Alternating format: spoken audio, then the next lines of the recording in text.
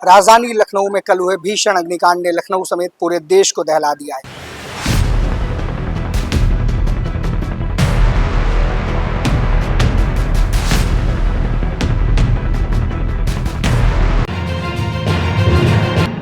उत्तर प्रदेश की राजधानी लखनऊ में हुए भीषण अग्निकांड ने पूरे देश को झकझोर कर रख दिया है। लखनऊ के अलीगंज का वो इलाका जहां हर रोज सैकड़ों मासूम बच्चे अपनी आंखों में सुनहरे भविष्य के सपने लेकर कोचिंग के लिए आते थे, लेकिन बीते सोमवार को इसी इमारत की चौखट पर काल मंडरा रहा था।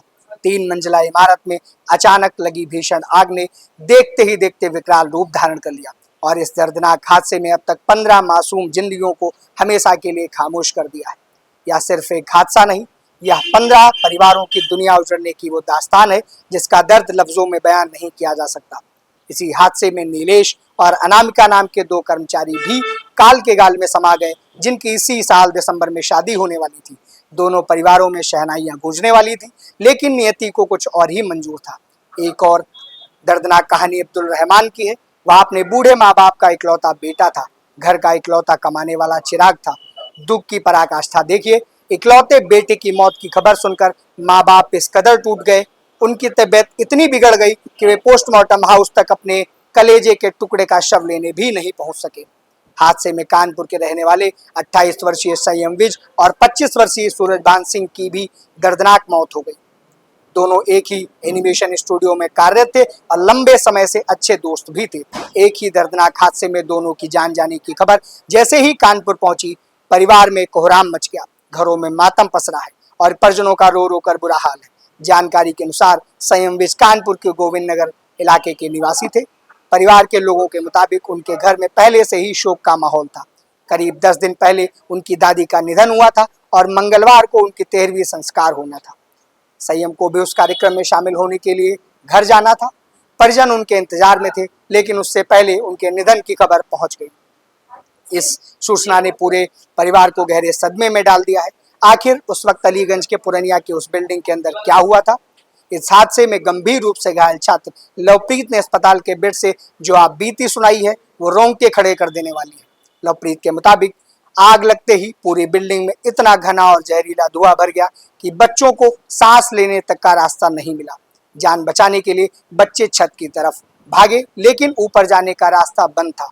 बेबसी में लवप्रीत ने खिड़की से चारों ओर देखा और एक तार को पकड़कर नीचे उतरने की कोशिश की, लेकिन हाथ छूट गया और वो नीचे गिर गई। लेकिन यहाँ सबसे बड़ा सवाल प्रशासन और दमकल विभाग पर उठता है।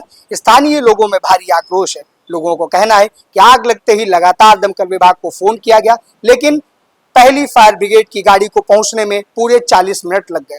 अगर दमकल की गाड़ियां वक्त पर पहुंच जाती तो शायद कई मासूमों की जान बचाई जा सकती थी।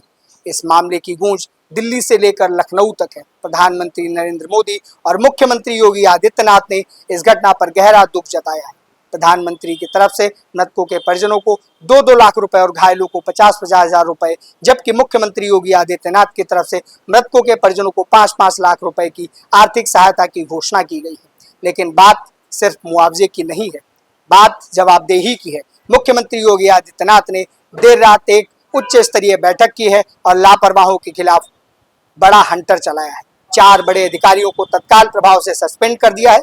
बिल्डिंग के मालिक वीरेंद्र शुक्ला, पेट शॉप के मालिक रामकृष्ण उपाध्याय और एनिमेशन कोचिंग के संचालक तुषार कृष्णा जायसवाल समेत 4 लोगों को पुलिस ने गिरफ्तार कर लिया है। इस पूरे मामले की जांच के लिए SIT का गठन किया गया है, जो 7 दिन के भीतर मुख्यमंत्री को अपनी रिपोर्ट सौंपेगी। फायर ब्रिगेड की 10 गाड़ियों ने दीवार तोड़कर जैसे तैसे आग पर काबू तो पा लिया, लेकिन जो मासूम चले गए वे अब कभी लौट कर नहीं आएंगे।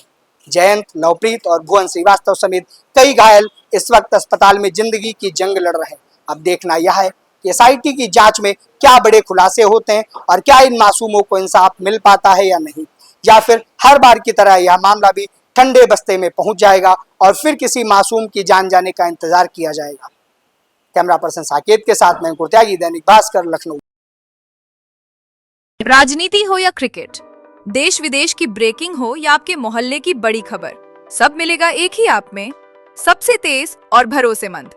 अभी डाउनलोड करें दैनिक भास्कर डिजिटल।